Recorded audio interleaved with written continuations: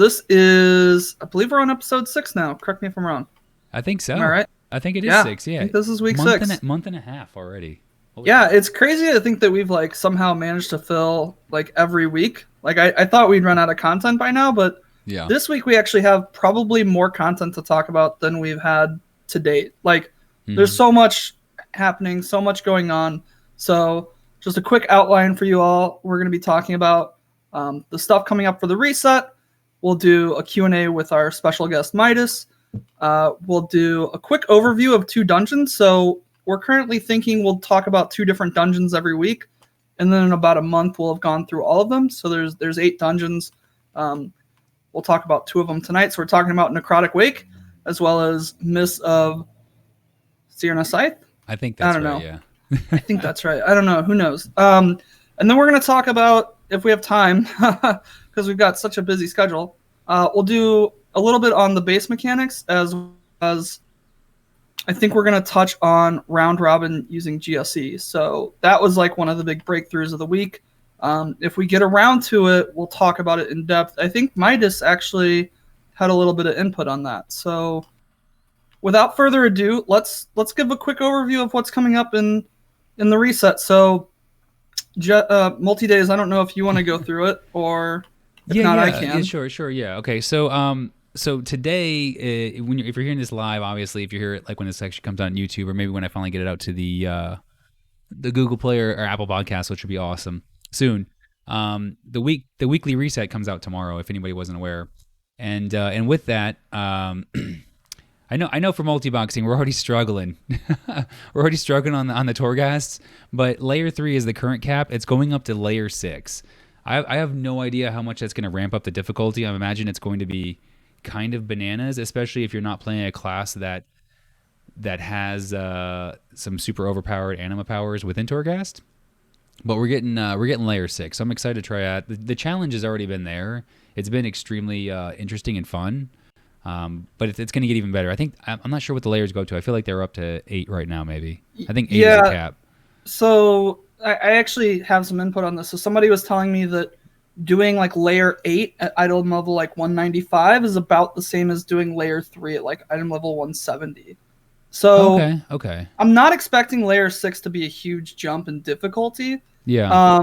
But you definitely are probably going to want to be like 185 or 190 if you can. And I think for layer 3, like you could probably have gotten away with it at 160, but if you weren't 170, it was like probably a rough time. At least that was my take on it. The thing I was thinking, okay, so everything's always just gonna be 6 levels, right? But what I'm thinking that's gonna be like kind of like a weird thing to happen. Like one of them that became an issue was the one where it's like, oh, you take 4% of your health every 5 seconds, right? Like I wonder when you ramp up to the higher layers if it's like, oh, you're taking 10% health every 5 seconds. Like that seems like that could get out of hand pretty fast. I don't know if they're going to go that route. I don't think they're going to go, and I don't think it goes in that direction. I truthfully don't know as much as a lot of other people know. I know that it becomes like a hard mode. So like right now the layers just have like 6 floors. Yeah. I think there's like hard mode layers, which I don't think unlock next week, right? It's just layers 4 through 6 rather. Yeah. But in the hard modes, it's supposed to be like 14 floors. Like that's an entire layer, which is insane. Like it takes like an hour and a half or something. Which, I don't know. Yeah, no. Sounds like an adventure. That is a complaint I have been seeing, is that you finally get to the end of the last boss and then you wipe, right? And it's like literally like it's a terrible feeling. It feels a terrible feeling, but you had the same issue when you did Horrific Visions too, I will say, in BFA. And you actually couldn't redo it. But at least now there's no loss. Like you can just go, all right, let's just do it again. Like if you have the stamina, you can just keep chugging away. But it is a little bit of a hit to the gut when it's like 40 minutes wasted. It would be nice if you could get like a fraction of the soul dust. Yeah, just something of it. Yeah. Well, I guess hypothetically, like if you're trying to do like a layer 3 and you're wiping, you can still do the layer 2 and get the dust. And I'm not positive how the dust works, but every layer higher gives actually less dust. If that makes sense. Yeah, it is less. So it's not actually ramping up to more, which is how they've rewarded like Mythic Plus rewards, like the Titan Residuum. I never say it right. Yeah. But, obviously when you get the number higher, you got way more out of it. Whereas this one, they're kind of working backwards. So I guess it doesn't feel as bad if you're not clearing that. So that's Torghast, right? Torghast is awesome. I don't have any complaints about it at all. There is a little bit of a crazy difficulty. I did see when I did a special run last week with Shatterstar that some classes like Warlocks have a little bit of trouble in there at the moment for some of their specs or whatnot. Like it gets kind of crazy. Okay, so the next item on the list, Mythic Plus. Mythic Plus is coming out tomorrow, which is awesome, but at the same time a little scary because every single dungeon I've done, I don't know if I've even come close to doing it within time. The trash is really hard on top of the bosses. I'm sure it's going to work out, especially as soon as the eye level starts to kind of like feel proper. But one thing I was really concerned with is you only got one item at the end. Apparently that's been amended or it got changed somewhere in the loop. Thank God. If you finish the dungeon in time, you actually get 2 items. So that's a massive difference. Going from 1 item to 2 items is literally double the amount of loot, which is just huge. So I'm really excited about that because you could still knock out like some Mythic 2s. Like you could just grind out Mythic 2s and get, I guess it was like extra 3 eye levels per dungeon. So it'd be like 186 gear, something like that. But you can still get, you can still gear out decently. And then on top of that, something that may not be touched by too many multi-boxers is Castle Nathia raid. That is coming out as well. I believe it normal and heroic. Is heroic coming tomorrow too? Or is it just normal? Yeah, it's normal and heroic. Okay. Yeah, and I think Mythic Plus is gonna cap eye level at 6. Yiger just said in chat that I think it was 10. I was reading 10 as well. It's maybe that's what Yiger was referring to. It's typically been 6 in the past. It's going to be 10, I believe, for this one, for this week. Yeah, that should be good because like normal Nathria is like item level 200. Yeah, which is crazy. And I think heroic's like 214. Yeah, so like regular solo players such as myself are gonna have like a huge power spike advantage this week. Yeah. Like there's gonna be so much to do compared to what there's been within the last few weeks. Oh yeah, I've been looking. It's kind of overwhelming. Trying to figure out if we could get like a multi-boxing raid going where I can multi-box and then just have like a bunch of like other players that are not multi-boxing. I'll let you know how hard it is. I don't think it'll be that bad. I think you could easily like take a multi-boxer and a few solo guys, or maybe even a couple multi-boxers and some solo guys. I don't think it'd be that bad. That would be really awesome because I mean that gear is like eye level 200 is essentially doing like Mythic 7s, like right off the gate. Like it's kind of crazy. And normal raid is usually like a total joke anyways. Like especially if you got your characters to like 190, I'm sure you'd blast through at least half the bosses. Yeah. That'd be awesome. It'd be awesome to get upgrades that way. So I'm excited about seeing how that pans out. The storyline is actually really cool. I think the raid sounds really cool as well. If you guys have done the campaign storyline, like it kind of, I don't know, they're doing really good with this expansion. Really, really good. If you compare it to the other ones. And then the last item that I have for upcoming tomorrow, or actually not tomorrow, but this is already in game. But this is one thing that The reason I'm mentioning this, right, basically is that Renown. There's 2 items that everybody's concerned about that you get behind on, right? It's the dust you get to make legendaries, which isn't that bad, right? Because you can craft I've already have a legendary crafted. You can just make the eye level hider, or you can make other ones. So it's not too big of a deal. The other one is Renown, and Renown helps you in a bunch of different ways within the game. And there's actually a catch-up mechanic for that too. If you're behind on Renown, when you do dungeons, it may be in other activities as well, but there's like an RNG chance of getting a renown item that you can redeem for 1 renown off of bosses, things like that. Yeah, so, that's awesome. As far as redeeming, I experienced it this week already. Oh, good. When I was doing dungeons, my team is so scattered. I was getting renown off of a boss kill. Now, was like just even a normal boss or a heroic or? I'm pretty sure at that time I was doing normal. Okay, no, that's amazing then. I mean, on there because I like the shamans. I'm leveling up some shamans right now, or in my Trinity comp as well. Like has like basically nothing, and so I don't feel bad though about then. There's no like actual like huge push that I feel like I'm overwhelmed that I have to like catch up because I know there's mechanics in the game which thank goodness they've made that like you don't automatically start where somebody else has put the time in already, but you can still get there without being time gated. I think this might be like the most alt-friendly for sure. Expansion we've seen in a long time. Yeah. It's really refreshing. Yeah, I've heard that. I've heard that from other podcasters as well as just the general feeling is that I mean, you were able to level up a bunch of different combos and not feel like you're messing up by not devoting 100% of your time in there. And in the grand scheme of things, I feel like the demographics for WoW players is also, you know, older than it used to be for a lot of other games. So, you know, there's a lot more time commitments, or you can't go crazy like that. I think they're doing a really good job. Right now, there's not a black and white catch-up mechanic. The only thing between you and your alt catching up is the time invested. Yes. The renown you can get. I didn't do renown last week, but I can get maxed out this week if I invest the time. The soul ash, I didn't put time into it last week, but I've got all the layers in both areas available this week if I want to sink the time into it. Yep. Yeah. Yeah. Oh, sorry. The only thing I was going to say is, like, being like a week or two behind on Soul Ash isn't really that big of a deal. I mean, technically, you could craft a legendary this week if you had done Soul Ash last week.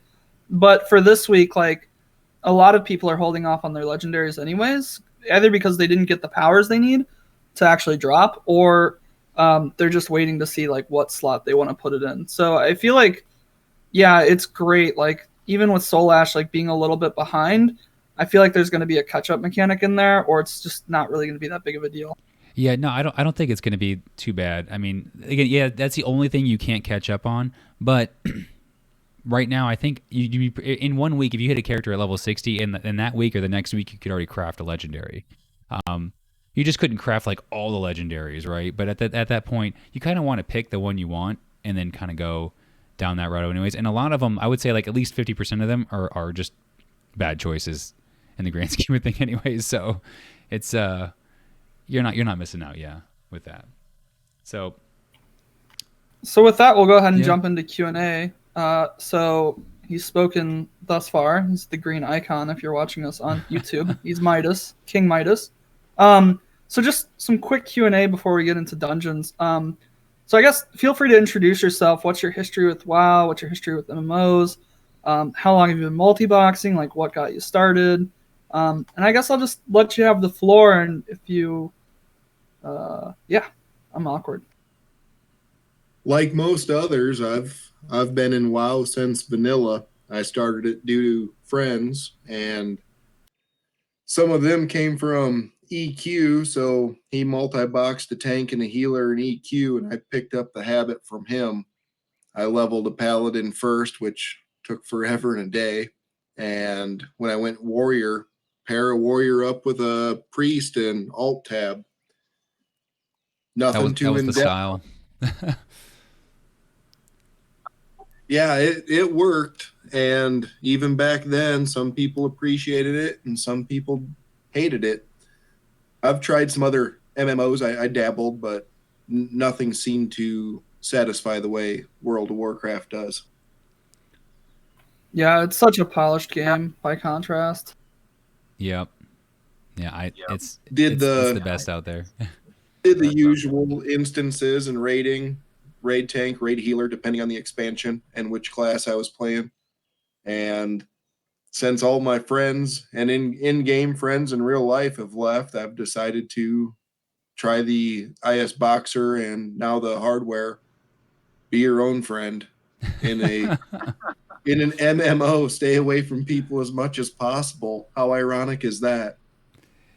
Yeah. Man, I've been doing like solo content, the whole expansion, and like I hate it, man. I miss multiboxing so much. Like, it's so frustrating being in a dungeon and like the tank doesn't press cooldowns. You got like DPS just standing and stuff and expecting heals. It's like so frustrating. It's Russian roulette. Do you get a fast tank, a slow tank, a good healer, dumb DPS? You never know what you're going to get or what attitude's attached to it. Yeah, I see that. I see that strategy. By the way, I see that sometimes in the Discords and everything, where people like they're trying to hide as much as possible. So they'll play druids, and anytime they're in town, they'll be stealth, and they'll get the quests, and then they'll leave really quick. Like, they don't want anybody to see them. I don't think we have to be that sneaky in the grand scheme of things, but I don't know. Maybe they just don't want to be harassed. I don't know. Yeah, that could be it too. I take it with I let it just bounce off. You kind of just make a laugh about it, and then keep going forward. It's something else too. So Middas, what's the current comp you're playing right now, or what? I know you said you hardware box as well. Did you have the PCs laying around your house, or did you end up buying them? What was the strategy there? It was a mixture. I'm running roughly a week behind you, Multi. I had some of the equipment, and when Whoop brought up the KM, you got one first. I held off for a week to see if it'd solidify, and I've ordered extra machines since then. Oh man, to be able to cobble it together. Yeah, there's been quite a few people that have been holding off. It's been good now for a month, right? We're past the month point, and it seems smooth sailing.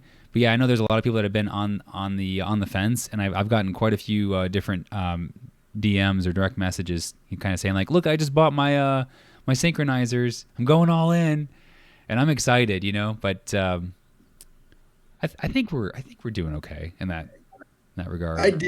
I did not actually use you as a guinea pig, as this might seem like. You were doing your hardware shop and stream, and I linked that 4-in-1 multi-viewer, and you ate it up. You got that before I did. That was you, wasn't it? I knew it. Yeah, because I like it literally popped a light bulb. I was like, oh my god, that's amazing. Let's do it. You know, like it was like very impulsive, but it worked out, and I think a lot of people are snagging those up. The hardware boxing is a setback, but I've got no software and hardware background per se. So IS Boxer, I don't program, and playing catch up in that was horrible. But now the hardware boxing, the creative juices are flowing, and oh yeah, it's been wonderful. While everything else has been a detriment or a setback as a challenge, I'm happy as a lark that I've been able to help figure a few things out.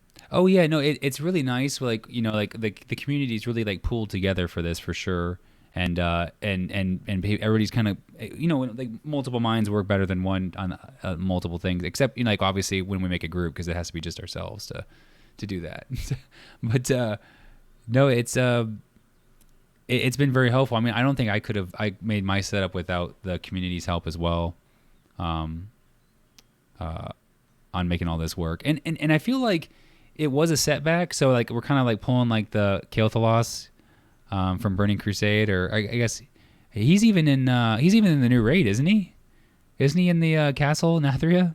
Anyways, it's just that's his famous quote: "Is it was only a setback," kind of thing. But I feel like you're able to take the hardware boxing pretty close to what software was doing, and in some aspects, it's actually surpassing it, especially in the performance and responsiveness category. I think what it is too is like it's easier for people to conceptualize hardware boxing than like software ever was. Like you said, if you're not like if you don't have like some sort of like information systems background, it's probably hard to like look at IS Boxer and really understand it. Whereas like hardware boxing, it's like, oh, I push this button and this thing happens. But if I tell it to push something else, then something else will happen. Like it's a little bit easier to like comprehend. I totally agree. Yeah. And if you look at the add-ons, the amount of IS Boxer functionality that we can emulate while hardware boxing via add-ons and setup, that there won't be that much of a difference in my opinion. No, I've only run into a couple things on myself that I really miss, but I think it more or less comes down to muscle memory. The biggest one is being able to swap to a different character quickly and make very quick choices on that character. Say they're targeted for a bad something, like a bad spell that's going to cast on just them, and you have to get them out of the way quickly. That's the only problem is that. But that's literally just, you know, it was a lot easier when you hit a button and that screen is literally like staring you in the face, as opposed to having to like tilt your head to the right angle to see what you're looking at. We touched on that briefly, and I'm focusing on the IS Boxer. You could have all 5 slots with their own movement function. What we're doing now, if you want to move one, if he's shift WSAD and you have the muscle memory for slot 2 is shift, slot 3 is alt, all is control. We can find a way to itemize our slots. Yeah. You definitely can. You kind of run out of keyboard space a little bit. And then also you can only bind it. Although there's supposed to be an add-on, right, that you can make it where you can bind more abilities to more than just one, or than just having it limited to two. Like, say if I want to move forward, I can only do it on two, right? But I think there's an add-on that lets you do it more than that. But I'm not Bartender positive. appears to be. If I go to keybind in Bartender, I can do, let's say, mouse wheel up, mouse wheel down. But if I go to the keybind menu under Bartender, I can put 2 of them in there, and then my button shows 4 inputs. Oh, really? I didn't know that at all. That's really good news. I need to check that out because I need more formations basically, and another item too. Like having an issue with my interact with target as well with movement. So I'm gonna write that down. See, we're pulling ideas too. I think Woot has a pretty good method for the interact with target, where he's got a key set up to be 2 different things. Each time he presses it, the key is functioning different. I gotcha. Okay, that sounds a little high level. But I've got a GSE made where I can make a character with move pad run diagonal. It's terribly sloppy still, but I'm going to be modifying that for a star formation because I've got 2 buttons for star now. I gotcha. So Linus, what's the team you're currently playing right now that you're liking quite a bit? I enjoy playing the Paladin, Hunters, Shaman better than I've enjoyed Level and the Druids. Okay. And while I enjoy the Trinity, it comes with its challenges in the dungeons. Yeah, it's it doesn't have, for some reason, it feels like it has a little bit less DPS than I'm used to. I was accustomed to a little bit higher damage on it, which has definitely dipped a little bit, and you definitely have to do the mechanics more. But either way, though, at least we have options, right? So I'm glad you like the more traditional setup on that front. Stubbornly so. I started in vanilla, so to me, a tank is a warrior, a healer is a priest. And when I started boxing, that's what I wanted to do. Obviously, that's not optimal. Yeah, no, it could be. I mean, at the same time, although I will be kind of doubling up though that apparently warriors just in general right now are not a very commonly played class at the moment. I don't think they're too popular. They take a lot of damage. Is that what it is?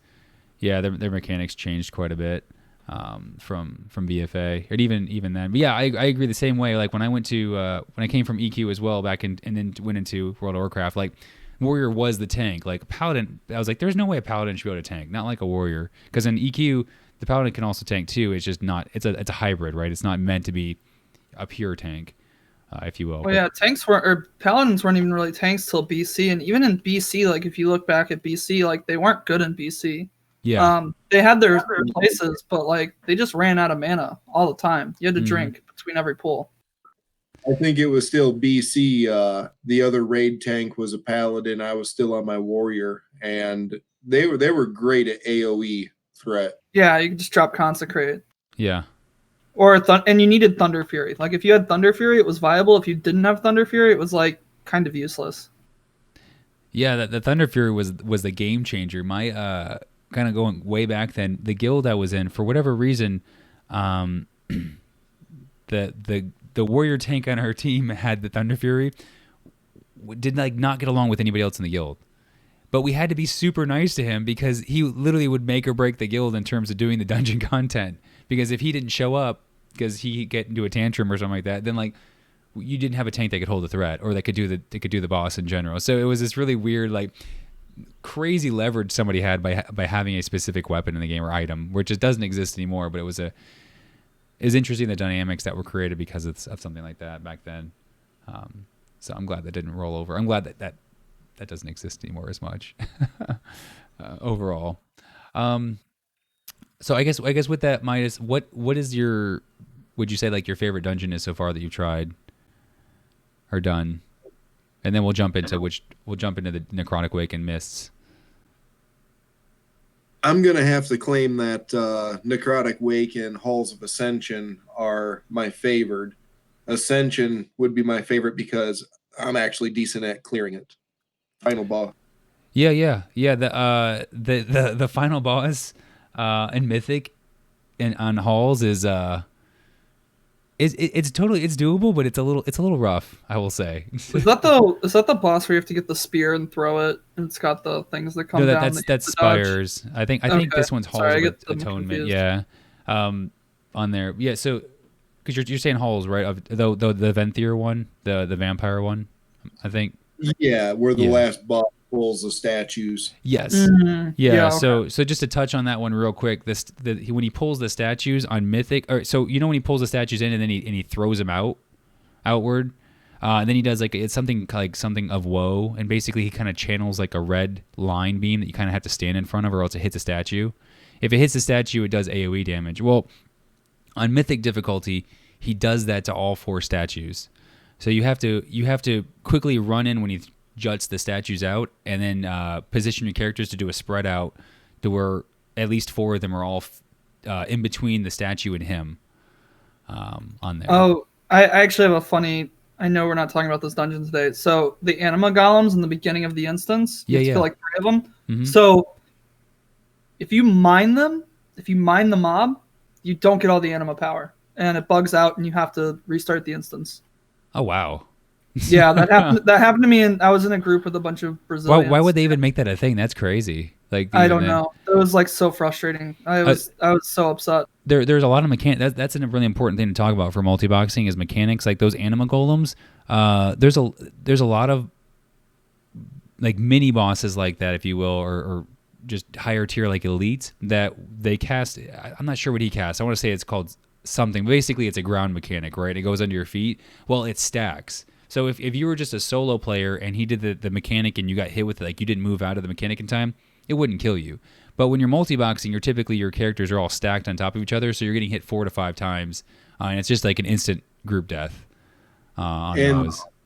That mechanic, I hope it carries over. It's something Sin, if I remember correctly. Yes. The beauty of that is, as soon as he starts to cast it, he'll finish his cast before it'll ever show up. Oh, You can move when he starts the cast. It will still show up where you used to be. I've noticed that's nice. for a lot of abilities in Shadowlands. It's been like that too, which is really cool. That's different than how it used to be in BFA. I feel like. Yes. I feel like it wasn't until the cast ended. So that's actually super nice to know. Sin Quake. There we go. Perfect. Yeah, I'm that's the one. Play around with that further. That's awesome. And the one we'll talk about here in a little bit, Necrotic Wake. They're one of the mini bosses. It kind of looks like the Drake that's all bones. Does one that's called Shatter or something like that as well, and it's the same style. Instead of a brown earthquake, it's just an ice pick that basically juts out of the ground that you can easily dodge as well. I mean, I say easily, but if you miss it. Although the one in Necrotic Wake is a little tougher because if you get hit by his other ability, you're snared at the same time, so it's a little harder to move on those fronts. But that's a big thing about the mechanics in the Shadowlands dungeons now is there's a lot of avoidable damage, but when you don't avoid the damage, it hits a lot harder than previous expansions. Yeah, it might be a factor of gear as well, though. Yes, but I've noticed the same thing playing solo. It's the difference between a group that knows what they're doing and a group that doesn't know what they're doing is huge. I'll be some groups I just can't heal, and other groups it's I'm walking in the park. So yeah, it's nice. Yeah. I kind of hope they stick to that because it feels like Kata did to some extent. And I enjoy the challenge, but I don't know. It's also really annoying when things just one shot you. Yeah, so that the perfect example of just needing a little bit more gear is I think I did Heroic Spires of Ascension, and the last boss you get hit with a stacking dot that goes on and on until you throw a spear at the last person. Yeah, and then it kind of resets and the stacks will drop off. Well, I feel like I did the mechanic perfectly on Heroic, and I was still dying from just the dot. It was too overwhelming. It was too much, and I was I have no idea how we're going to be able to do this as a multi-boxing thing. I thought it was going to be a brick wall, and then literally I got more gear, and it was one of the last mythic dungeons I hadn't tried yet, so I went and tried it, thinking it was just going to be terrible, and it wasn't easy, but it was totally doable, and I basically dropped him in two tries. So you psyched yourself out because you anticipated being way too much damage. Which is what I tried not to do, because I feel like that was part of what happened with Siege of Bralis for so many multi-boxers was they heard it was bad. They didn't want to touch it. It was technically doable. Like Sir Scruffington did a 7 on it, right? Like it just wasn't enjoyable. It just took time. And so I'm really happy that all 8 dungeons have already been done. Like in terms, like we know now that multi-boxing can beat every single dungeon, and there's no brick wall mechanic for us, which is really good in the grand scheme of things. Well, and there's a huge power spike in this expansion too, and so I'm really curious to see what the power spike from 180 to 220 is going to look like, because like the power spike from 160 to 180 was massive, and I feel like to any multi-boxer out there that's like just getting started, like just get some gear and keep pushing, because I think it's going to get a lot easier for you as you gear up. Oh yeah, more so than even what you've probably seen in the past. I can attest that it 160 to 180. I'm not even 150 to 170 night and day. Yes, for sure. Yeah, absolutely. I was really concerned when on the first couple of days the expansion came out, I hit level 60 and I was like probably eye level 140, and I was just trying to do normal dungeons. And I was like, these are so hard. These feel like legitimately they felt like the equivalent of probably doing like a mythic 7 to 10 somewhere in there, like I was previously expecting. You know, like it was like wow, like your tank was taking crazy incoming damage. You felt like you weren't doing any damage at all. But yeah, as soon as it started smoothing itself out, hopefully they can. I guess over time it's going to work itself out anyways. But right now, the best thing you can do if you hit level 60 is just to buy the crafted gear, the 151 high level crafted gear in the auction house. It's really not that expensive. You're probably looking at I don't know, maybe like 6 or 7K for a full set per person.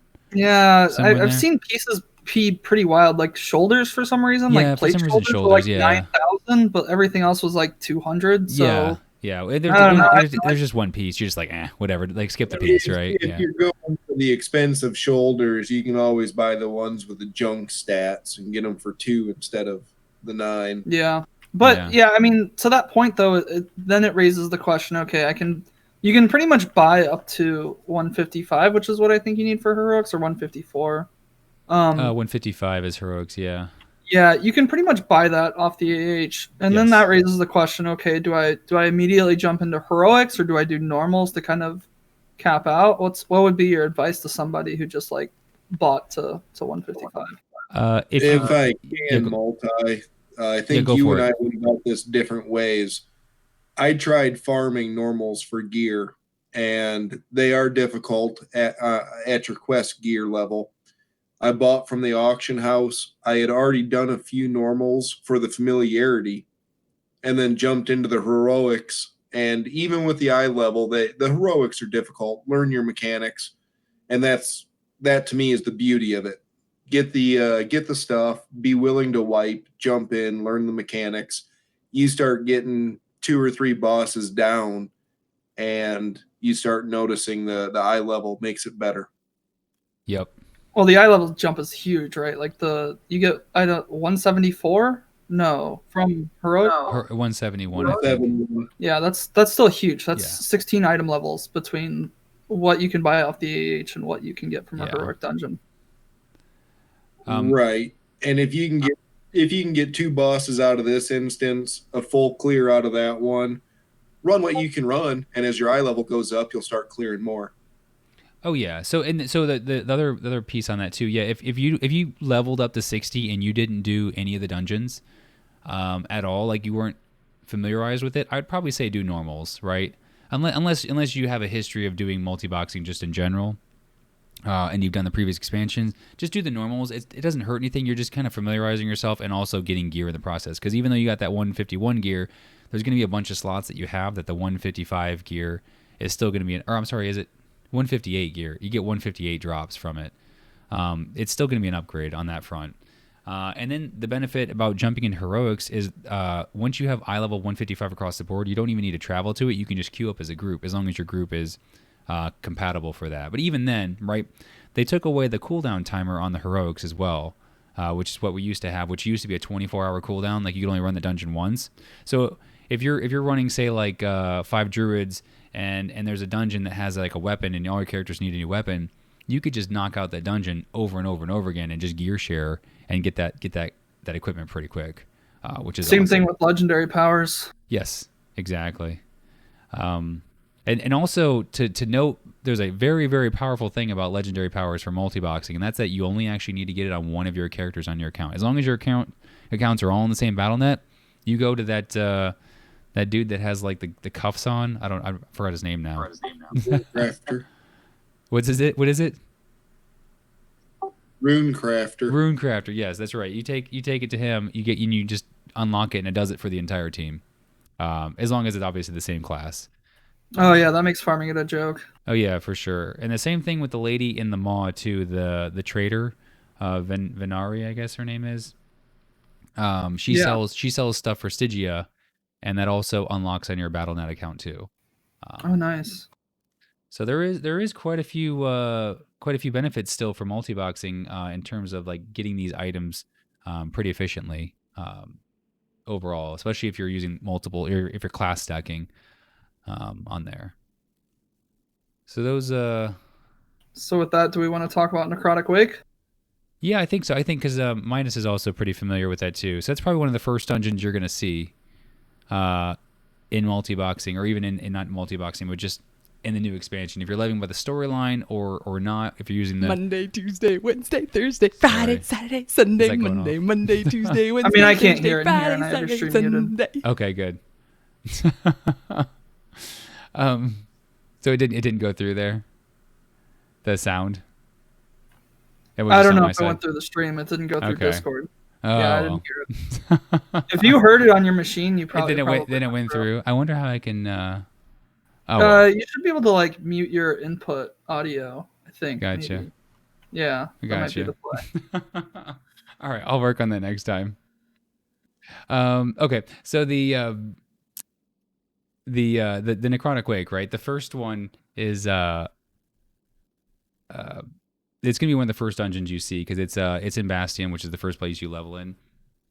And we have 4 bosses. Do you want to take what your strats are first, Middas, on the first 4 bosses here? Yeah, that's fine. Blightborne. Sorry, why don't we go boss by boss? Yeah. Well, so the first one is Blightborne, the big I say golem, I guess maybe. He's like an A-bomb kind of. Yeah, I go with Abomination. That's probably fair. With his ability to puke on your team, I've taken it a couple of ways, stacking and trying to move.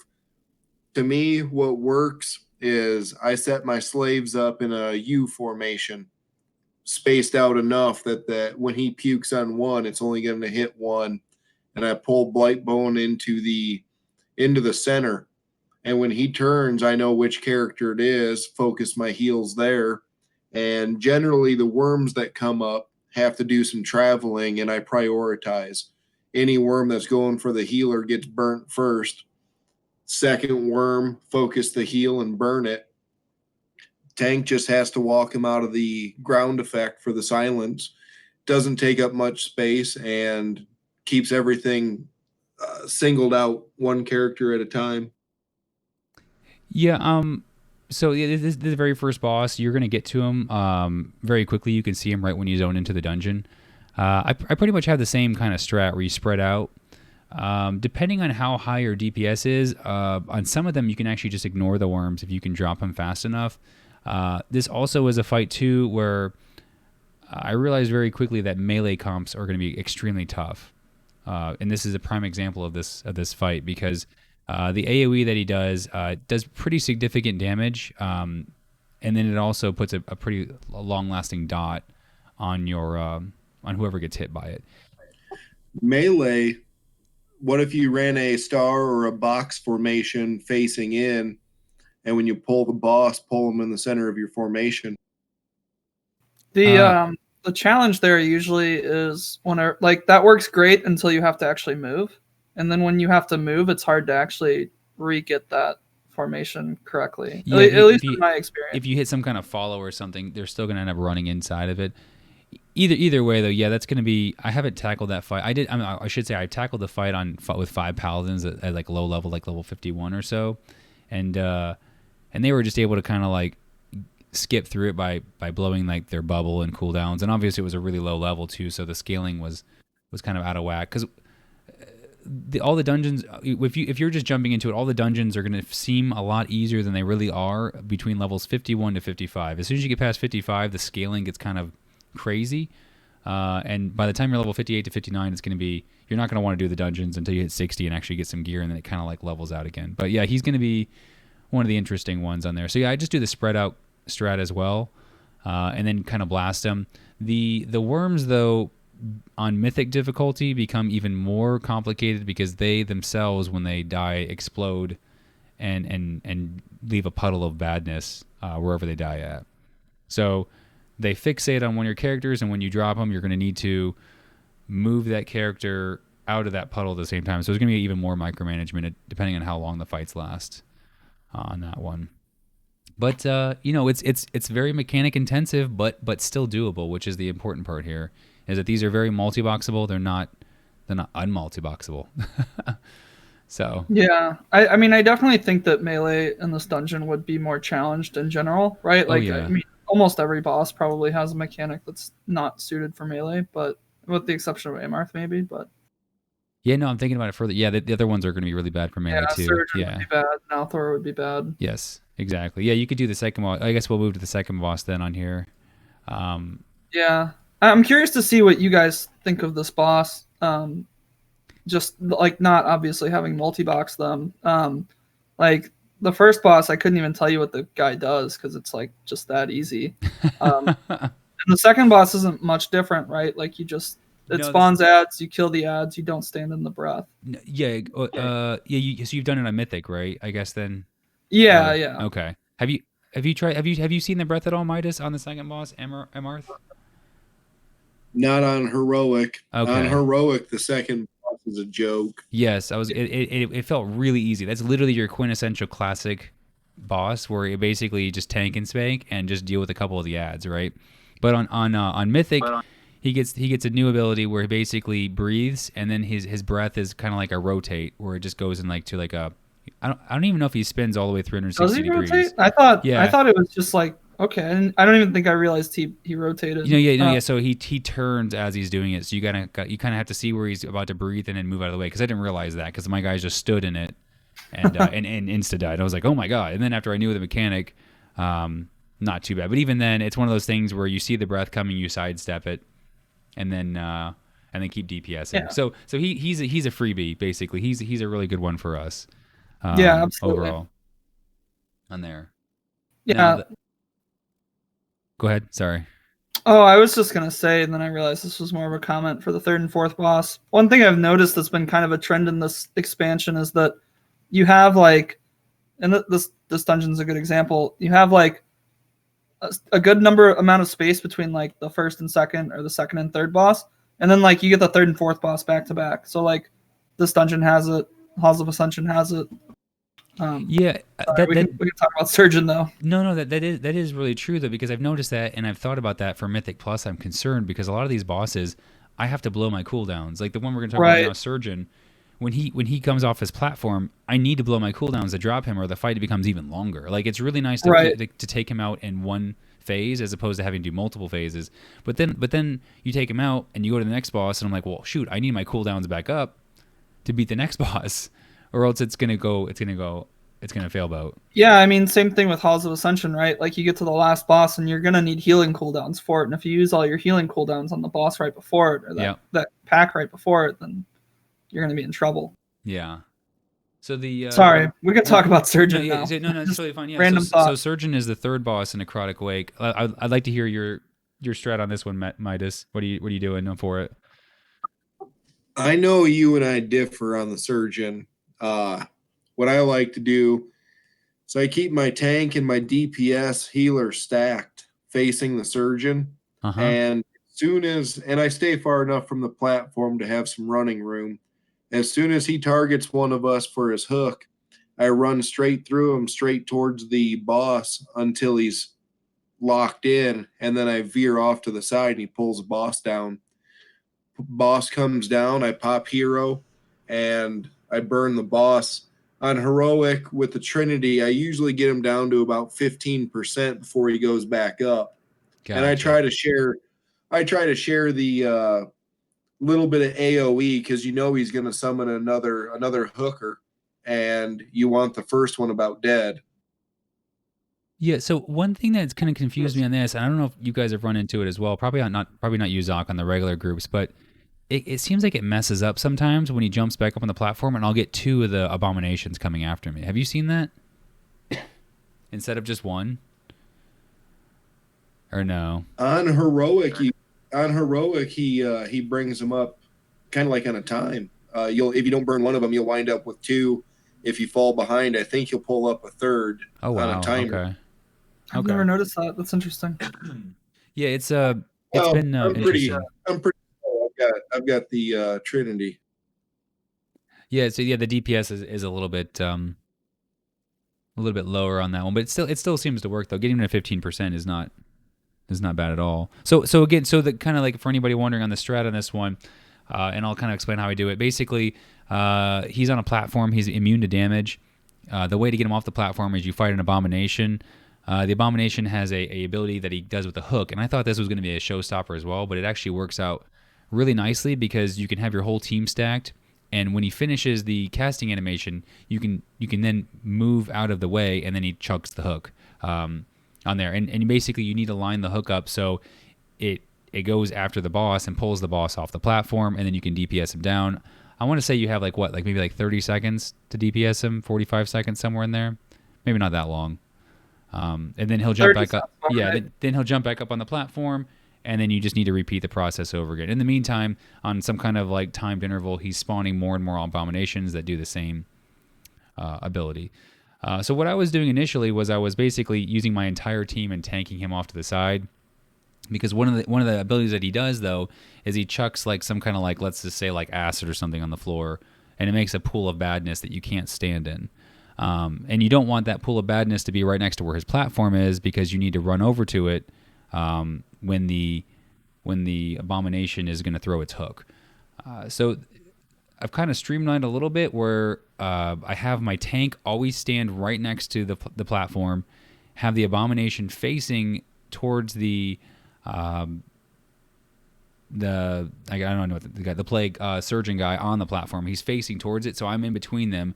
And then when he attempts to do the hooking, I hit follow on my characters. They run towards me. I move them up a little bit closer via their movement keys. Now they're in place, and then I shuffle off when the cast is finished on there. Otherwise, when I was doing it beforehand, when I had my team completely grouped together, I was doing way too much sidestepping for the pools of acid that he was throwing on the ground, and they were also being placed in bad spots. It seems like he'll never throw it on a tank, which is why you can just leave your tank up at the front, and it makes it easier for your characters then to follow because they're already running towards the right positioning. I have a theory that he only casts it on ranged, and I don't know if the mechanism for determining ranged is class based or actual range based. So let me give you an example. So when I was running Mythics this week, we were doing a melee comp. So we had just all plate and a paladin healer, which was me. Every ability would get cast on me because I was the healer, and I was the only quote unquote ranged. But it'll treat me as melee if there's some other ranged for it to go on. I did it with 5 paladin tanks. I'm not sure. If you have 5 tanks, it's just going to go on someone random. So It's not you can just ignore it. True. But if you run 4 DKs in a paladin, literally every ability is going to go on your paladin. Which is pretty. We were able to kind of take advantage of this in previous expansions. In Legion and BFA, if you didn't have a certain spec, it just wouldn't use the ability, which was super cool. I don't see that happening in Shadowlands so far. No, I think they got rid of that. Yeah, which was really nice though. Really, really nice. But I was hoping to take advantage of that. It's not there. Yeah, it's nice until your healer gets every single spell and you're just running around in a circle. Yeah. So we're gonna move to the last boss in Necrotic Wake, which is actually going to be one of the tougher bosses for a lot of multi-boxing comps out there, which is Nalthor. Yeah, there's a lot of movement. There's some mechanics that you have to do one way or another. And then there's a gauntlet that I actually have not completed yet. I have not done the gauntlet piece. I've just said, okay, see a character, you're done on that front. What gauntlet are you talking about? He exiles one of your players and throws him. If you haven't seen it, you probably kill him. Yeah, so there's a long hallway. He basically teleports them. Or it's not teleport. He kind of knocks them, and they go through a long hallway that has like the splash damage going all over the place. And at the end of the hallway, there's like a bad guy that has low hit points, like medium low hit points, and then there's a winged Kyrian aspirant that you need to basically click to save. Once you save him, he gives you a buff and throws you back in on there. Are we talking about the same boss? Yeah, talking about the same guy. Yeah, if you DPS him fast enough, he skips the mechanic to exile somebody on there. So you probably haven't seen it on that front. Yeah, I don't. So with that though, I've gotten a guy all the way to the end. But my main DPS macro has assist in it, so he refused to target the bad guy at the end of the thing. Like he just wouldn't attack him at all because like he kept assisting because you're still somewhat close to the boss fight. So I said, okay, whatever. And I haven't had to use that. I've been able to kind of DPS down these bosses to kind of skip It's also possible because I've been healing and tanking that I just haven't seen the abilities. Yeah, I don't think he's going to throw it. I don't think there's no way he'd throw a healer or the tank. Yeah, so it's just going to be one of the DPS that are going to get checked. That's hilarious. That shows how much you need to know fights as a solo player versus a multi-boxer. Jesus. Yeah. It is crazy when like so you'll go to one of the websites, right, or even look on the tooltip thing where it says like, hey, you should look at this. You have to look. So when you're multi-boxer, you need to look at the tank section, the healer section, and the DPS section just to be like, all right, I think I got a grasp of what's going on here. On that. I mean, I did very little. I did no research. Well, I did research like a couple months ago, kind of looking at like a cursory view of the dungeons, but like I really haven't looked at any of the dungeon journals or anything. I've just kind of gone through them and I'm like, oh yeah, this is an ability. I have to avoid it. But like, so much easier to do that when you're only worried about one thing. Yep. No, exactly. It makes hopefully, that's what I wish the people that don't multi-box could see, like they could appreciate. Yeah, for sure. And that was a difficult adjustment.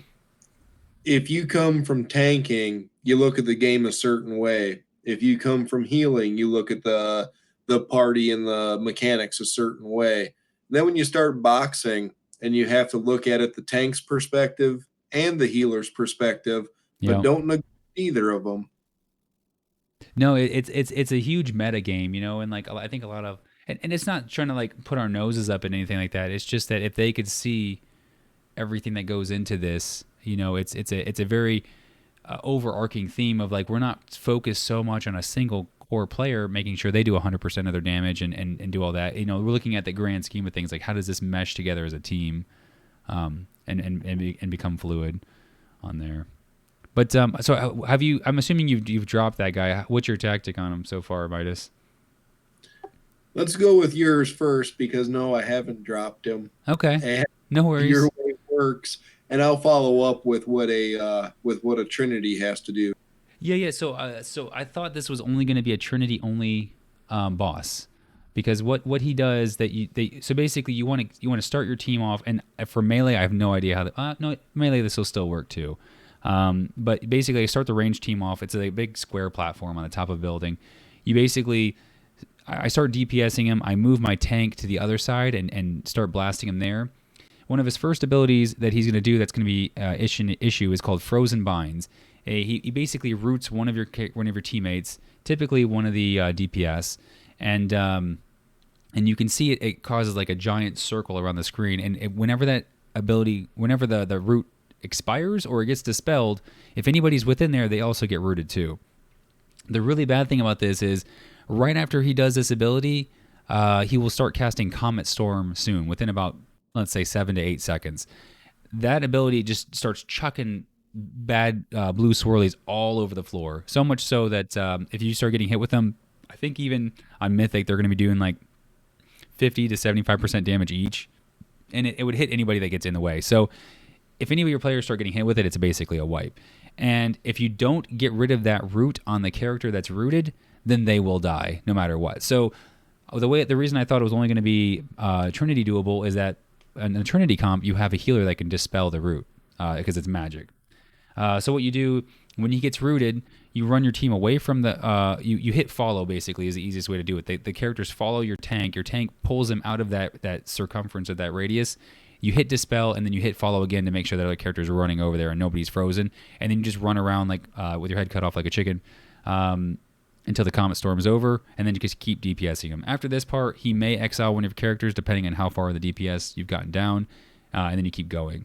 If you do get exiled, the current strat right now that's been the easiest is almost just ignore that character, pretend you have 4 characters up left, and keep DPSing him again. You should be able to drop him, because even then, if you exiled another one, you still have 3, and you could still keep going on that front.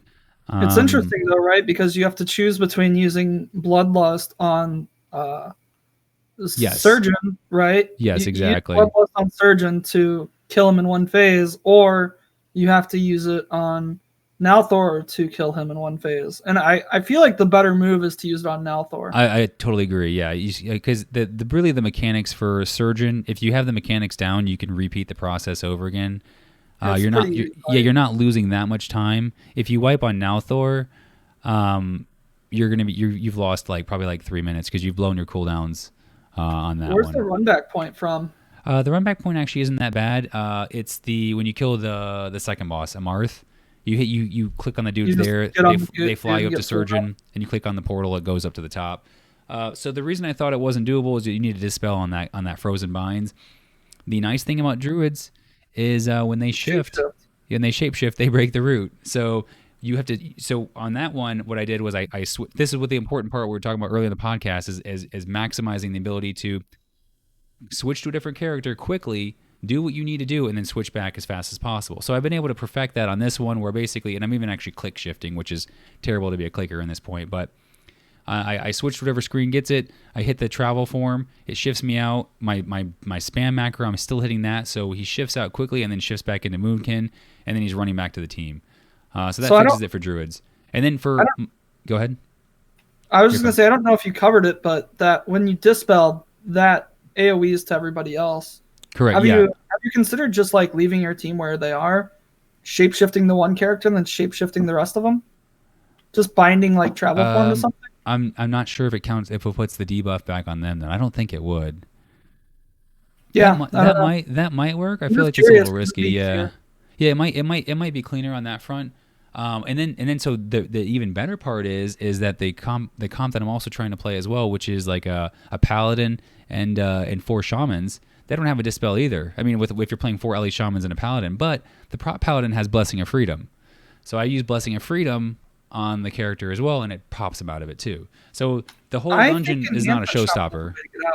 I think their wolves give them some movement speed or make them immune. Are they? They could do. Enhancement could do, yeah, but I don't know about elemental. But yeah, enhancement could do the spirit walkers. You're right; they could do something that breaks the root. So there's a lot of different options out here. So it's not a show-stopping ability. I only know enhancement shaman because I had some enhancement shaman popping free every time, and he would just get everybody else stuck. I was like, you just get everybody. Yeah, totally. That's totally hated that guy. That guy was the worst. That's the pug life. So yeah, that's Necrotic Wake. I would rank it probably medium at this point. The last boss, the second last boss on higher tiers could be an issue. But overall, it's great to work your mechanics. If you have this dungeon down, you're in pretty good shape in terms of if you can do the mechanics, you're doing good for multiboxing. What do you think, Middas? For the I think the dungeon overall is pretty easy. For the last boss on Heroic with a Trinity team, coming at that boss with 160, 162 eye level. Yeah, for sure. Be a hell of a player if you can down them with that eye level, in my opinion. Could you turtle through the gauntlet? I don't know how long the gauntlet is. It's not that far. I basically what I did was I got exiled over there and I hit auto run and then I went back to the fight and he was already on the other side. But I couldn't. I need to make more macros basically that stop certain classes from assisting or whatnot in there. Yeah. Yeah, because it'd be cool if you could just do like a cheetah plus turtle combo. Yeah. And then just like sprint across the room and click on it. Like, I'm sure. Yeah. But I don't know how feasible that is. Yeah, and it would be nice for that to finish. That's also going to become a problem in a different dungeon as well, Theater of Pain, which I think is probably going to be one of our hardest dungeons out there, for sure. But one of them basically, it throws two of your characters off the platform into a pit, and they need to attack each other. One of them needs to win within like 30 seconds, or there's a massive debuff or whatnot, and then you come back in, and the one that won has a buff. But yeah, Theater of Pain is going to be probably the hardest dungeon for us, for sure, on there. But we're not talking about that one today. For Necrotic on Heroic, when I bring my party up, I use a box formation, keep everybody spaced out far enough that they don't overlap that debuff. And I've got a mouse over on the healer. I can take that shaman and I can dispel timing wise, get them pulled together for the run, and of course hunters I can keep attacking on the move, except for the one poor SOB that I'm going to let die in the hallway. And yeah, one insight in my opinion with these AOEs and whatnot, when we're doing the follow, if you've got yourself a bit of a train shape follow, whatever's targeted at your tank very well may be hitting your healer. So you need to keep your follows in good and tight. Yep. That's one of the first things you learn when you're multiboxing is you got to drive it like you're driving like a tractor trailer truck, and you got to like make sure you got the caboose pretty close by. Yeah, make sure that you don't take off with the tank before they're in close enough, because if they're a streamer tail, they're gonna pick up whatever whatever was intended for you. Yeah, I love the lingo. It's awesome. All right, so let's go with go ahead. Sorry, finish that up, Middas. At low 160s with hero, the best I've been able to do on that boss was I think 13%. That's still pretty close. You got it. Yeah. When you're down to just a tank, he will send your tank to the hallway, which obviously will reset the boss instantly. But I'm up at 168, 170, and that's one boss I should revisit and finish. Oh, for sure. Yeah, and also on top of that too, once you kind of start getting the gear stabilized, I'm surprised. There's a lot of enchants that you can buy that do not cost much. So I've been also using that too. I find that like very important, as well as trying to make my characters as efficient as possible where I can. And one thing is just check out the auction house, or look on Wowhead or Icy Veins. They basically say like what kind of gear or enchants you should get, or consumables you should get. Now I'm not saying chug flask. Flasks right now are super expensive. One thing you can buy though is it's called Shadow Core Oil. It's pretty inexpensive. It's basically a weapon enchant that lasts 60 minutes. And it's just a damage proc. It does like 250 damage as a random proc on there, on top of already enchanting the weapon. You can enchant your chest pieces, your rings. I think giving your rings enchants is like 200 gold a piece per ring. So I buy like a big old stack of them. And each one of those typically increases, not a lot, right? But it increases the DPS of that character. I want to say like maybe like 30 DPS to 50 each. But if you figure each character's got 2 rings, and you put it on 5 characters, and let's say it increases 50 DPS a piece, you put it on 10 rings total, you just increased your DPS by 500, hypothetically, as a group. Which 500 DPS is kind of a lot, overall. That's huge right now. Yeah, so like any kind of advantage you can get, I would definitely, jump on the enchants on there. Even maybe use BFA flasks if you want to give even more. BFA flasks are still decent. They give you like 35. Somewhere in there, 35 stat, 38 stats, main stat, which is the equivalent of almost like a piece of gear at the moment. So there's and also buy food. You don't need to buy like the newest food, because that's super expensive. Old world food is still any little piece is going to add up, especially if you're consuming it as a group to get those going. All right, so let's jump into the Mist of Tyrna Scythe here. So there's actually only 3 bosses in this one, and this is one of the more interesting dungeons too. In terms of mechanics, have you Did you say you've done this one? You did the first boss, right, Middas, on this one? I've got my ass kicked by the first boss a few times. I gotcha. What do you think so far, though? Do you like it? Do you see the mechanics there, or what you need to do?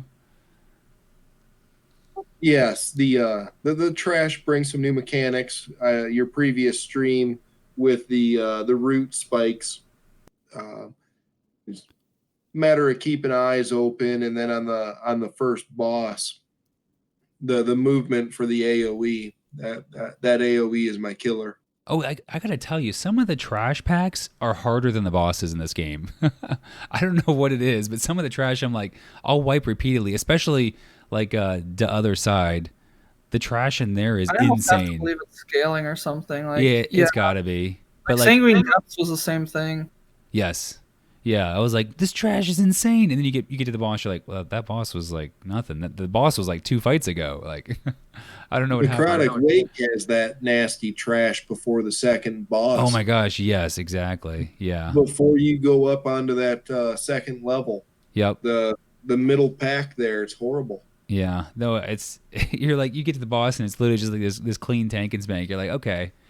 You guys had the wrong pecking order. The dude over here should have been your captain. I don't know. the whole group. Yeah. So the first boss I missed, right, is Ingra Malik, and he has control of Dromor. I'm not sure the guy's name, but basically it's the Ardenwald kind of like keepers. So he has control of them. He's kind of like on there, and I have a pretty good write-up on this one on dualboxing.com in terms of like kind of the strats. Yeah, I saw that. You also have a video for it. Yeah, I got a video.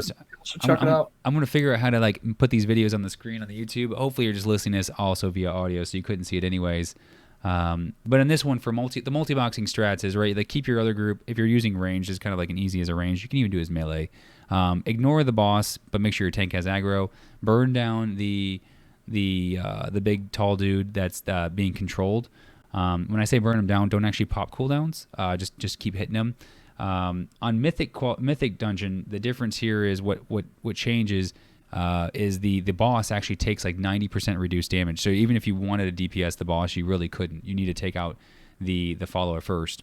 As soon as the controlled guy goes down to about 20% health, maybe a little bit more than that, like 23%. He breaks free of his bonds, and he puts a debuff on the boss that takes 200% more damage. That's when you do the DPS like crazy on the boss. The two big things to worry about is make sure you're never pointing the controlled guy towards your group, so you don't have to dodge the pollen thing that he shoots. And then periodically, the boss will control him to cause him to do like this AoE all over the place. You can see these big blue swirlies. You kind of just dodge them on your followers. It's sort of a tank and spank with a little bit of movement. As long as you have good control of your follower characters in terms of sidestepping, strafe left, strafe right, back and forward, you should be okay on this fight, even if he has to do it like at least 2 rounds or 3 rounds on there. So yeah, that's that fight. The second boss. Have you tried it on normal at all, Middas, or have you gotten to the second one, the Mistcaller? No, I've stubbornly stayed in heroic. I gotcha. Okay. So I'll just jump to the Mistcaller. I'm assuming you fought him though, right, Zoc? Yeah.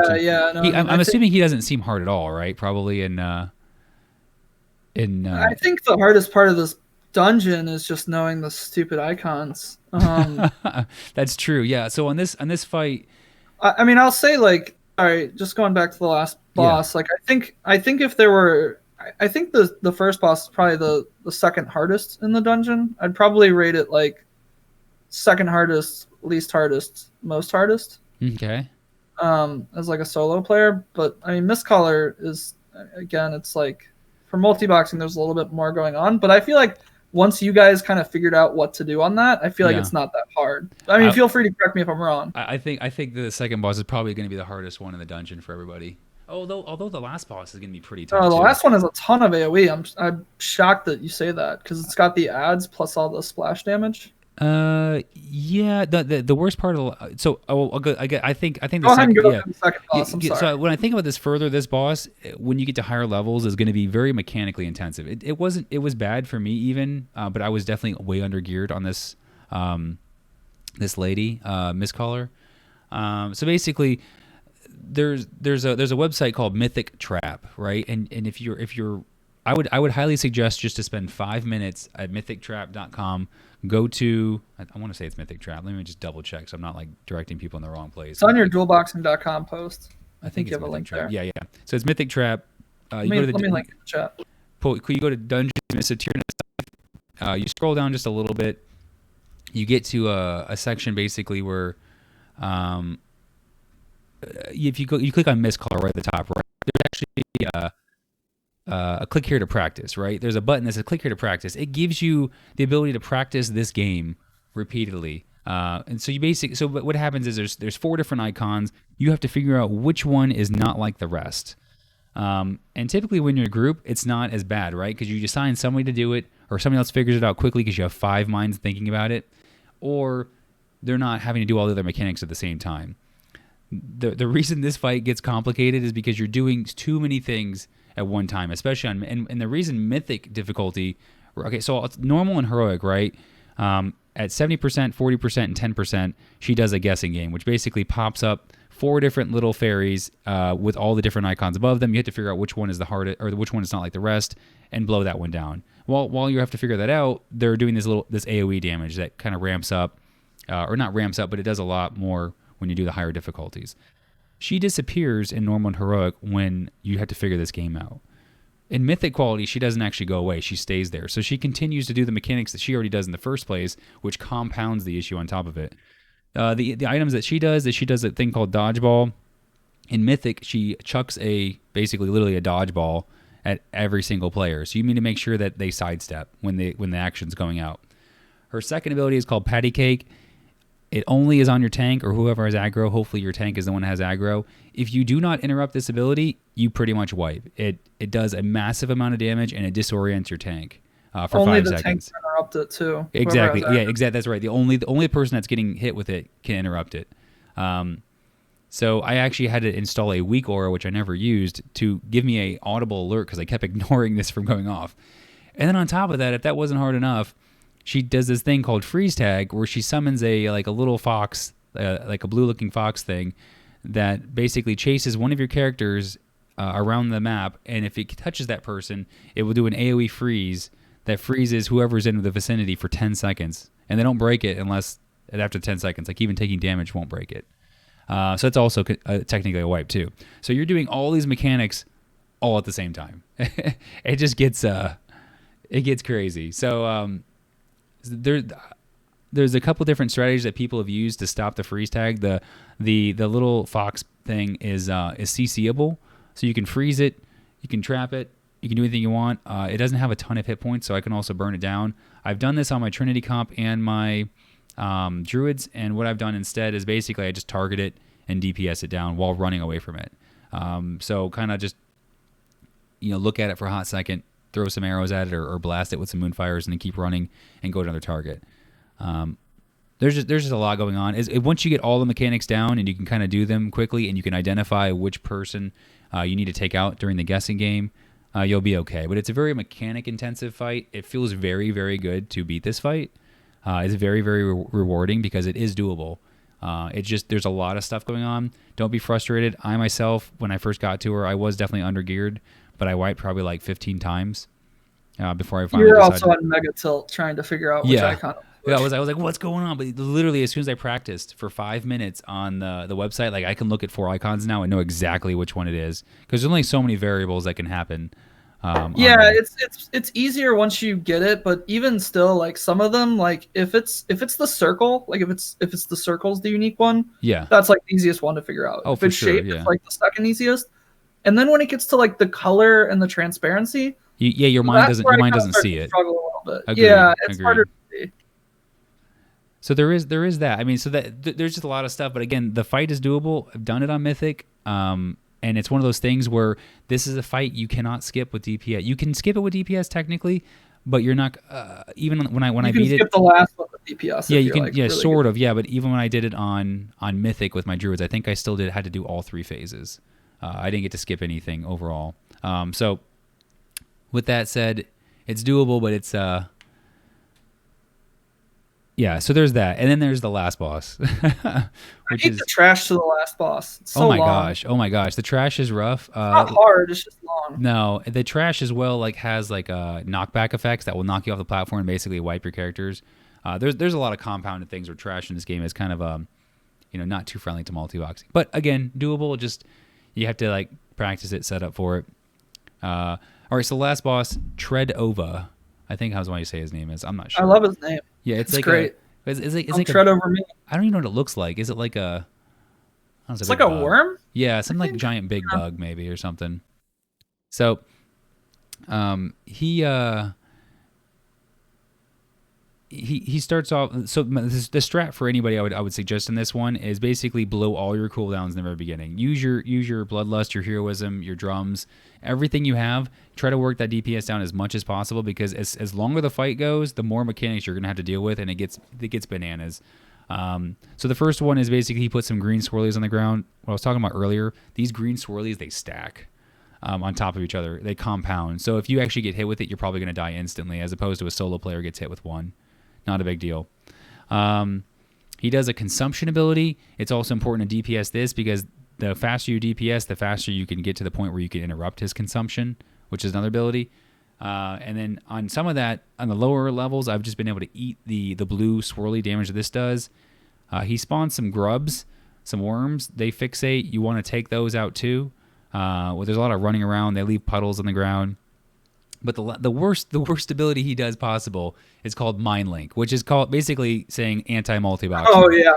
And Mind Link is not that bad on normal. He Mind Links two people, and what Mind Link does is you take periodic damage that is pretty significant until you get 40 yards away from that person. So you need to have some kind of spread out macro for this fight to even work in the first place.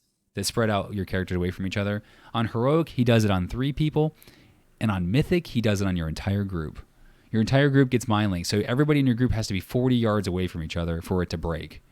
So then on top of that, when you spread out that far, you're way out of follow range. So a really, really powerful thing about this fight is if you have a team that has interact with target. So the Trinity comp is a little weak on this fight. They don't have the high burst to blow them down, and they can't pull themselves back together quickly. But it still is doable. Once you get all those mechanics down, then this guy's also an option. But if we want to talk about dungeons that are an absolute nightmare for melee, this is probably it. Yeah, this last boss. I was thinking about this. Absolutely be a no-go. Like even Mistcaller would be annoying. Yeah. And Tigra to some extent as well. Like there's so much going on. Yeah, I'm thinking about it. I'm probably leaning now actually towards Halls of Atonement, which Middas mentioned that he likes. Probably one of the better dungeons for starting off multiboxing now that I think about it, in terms of mechanic friendliness on there. It was my first clear. Yeah. It definitely ramps up on heroic or mythic difficulty, but it's not as crazy, I would say, overall. But there is a movement control check on a couple of the bosses. So yeah. It's a good warm up. Yeah, so that and again, that all this stuff is definitely mechanically doable. I think it's just going to take practice for a lot of people. So that's why even if you have the gear to do heroics, sometimes doing normal is not the bad move, just to get the mechanics down and get it knocked out on that. But yeah, those are the 2 dungeons. We'll cover the rest of them, I guess, next couple podcasts. But I don't know. I guess we can talk about them for a while. Yeah, no, I'm really curious to see how the first Mythic Plus week goes. So it's super exciting. I'm going to be happy if I time a dungeon. It's going to be tough in terms of that because the trash itself is rough too. If not, you can just farm +2 for gear. Yeah, I think so. Yeah, just even then you're still getting gear in the process, and then maybe try to squeeze in a normal raid there or something. Get even better gear. We'll see. We'll see how that pans out. We don't know the times. We don't know the times on the Mythic Plus yet, do we? That is true. They hopefully, you know what? I thought they were out. They were in beta. Yeah, they're probably in beta. So they got to be there somewhere. They may modify things beforehand, but I'm hoping for like maybe an hour and a half, 2 hours. No, I'm just kidding. It would be nice if it was this big old chunk. I'm guessing a lot of them are going to be like in the 30, 35 minute range, somewhere in there. Is probably realistic. And what a lot of teams do, like when for some reason I still am kind of confused how it happens, but a lot of solo groups, like I just say like regular players, they're able to they're basically able to like group up packs, like multiple packs, and burn them down, which for multi-boxing has not seemed too effective yet. So we'll see how that pans out. All right, Zox just went AFK for a hot second. Oops, well, I'm going to minimize that for a second. Okay, so yeah, with that, I think that kind of covers everything. We kind of went over on the things. I guess we can talk about the mechanics next time on the podcast. But although one thing I did want to touch on, Middas, have you taken advantage of the round robin? Yes, I've got that set up. Yeah, did you want to talk about that for a hot second? Or how you have your setup? Because round robin was a huge issue we've lost out on via IS Boxer, which was one of the big gaping holes, I'd say, that I feel like we've sort of fixed. I do have mine a little bit different from yours. I'm using the cast sequence, and I've got the tank takes the first interrupt and then has 3 filler spells, instant, no notable cooldown, and then each of my hunters. Slot 2 has a filler, then an interrupt, and then 2 more fillers, so forth throughout the team. And I've got the cast sequence set up to reset based on their cooldown, which will cause an overlap between a hunter and a paladin because of the difference in cooldown length. Haven't had major issue with that yet. Okay, so it seems like it's working for you. Yeah, I can get through two interrupt cycles without any major hiccups. Are you using GSE for that, or is that just a straight regular macro? I wound up. Christ, I don't even remember. I think I put that in a game macro. I got you. Okay, yeah, I tried the end game one too, and then I feel like somebody else in the Discord had mentioned it, but using Gnome Sequencer, the GSE. I made a sequential macro, so I had cast, and I just had like just a generic spell that they'd be casting anyways. That I didn't actually need to even cast it with GSE, which is nice. As soon as I hit the key, it will skip to the next ability on the list, and you just have cast with 5 lines of whatever you want it is, and then you have the fillers, and you treat each character where you want their interrupt to go on that line. So my tank is on line 1 for his thing, and the rest of his, like, so if it's a paladin. Or a druid or something, like the first one is Skull Bash, and then for the next 4 of them it's like Thrash or something like that, something easy. And then for like my shamans, so shaman, his first cast would be Lava Burst. If it was the second one, I'd have the second cast as Wind Shear, and the third, fourth, and fifth on that same on the third line, the fourth line, the fifth line would all be Lava Burst as well. So if you're looking for a round robin interrupt. That's kind of the way to go. That seems to be the most effective. At least it's giving you something as opposed to nothing. Because having a hit. Yeah, you'd have to choose the GCD at some level, right? What's that? Like if your first character had used theirs and you wanted to use it back to back, but you'd started casting a Lava Burst, you'd hit like a GCD issue, right? Yeah. So that's why with Gnome Sequencer, you're not really hitting that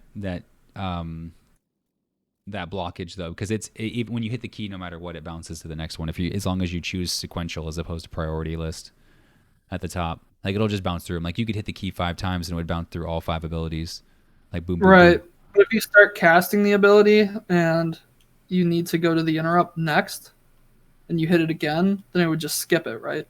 If you're like already casting something. I'm not sure if it lets it skip once you're casting an ability. I'm not sure how that works. I've never looked at it, but hypothetically, your third character would also cast their interrupt then too.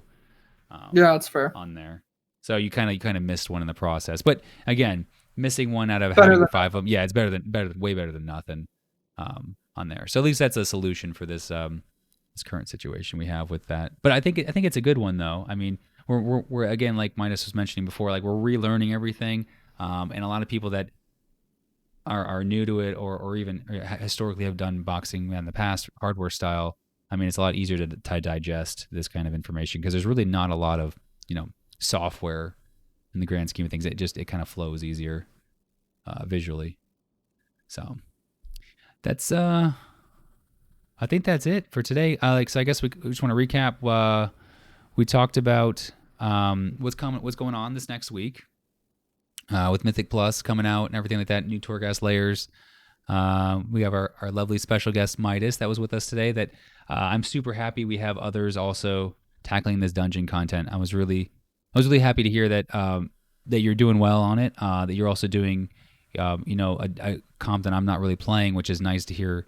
Differences of opinions, and especially even then, like you're doing way different strats than I am, and I think that's the most important part because I have like literally nobody else to base strats off of, so we can glean other information. Like I'm gonna definitely take a look at that the bartender comment you had for more key bindings. I mean, I didn't even think about that.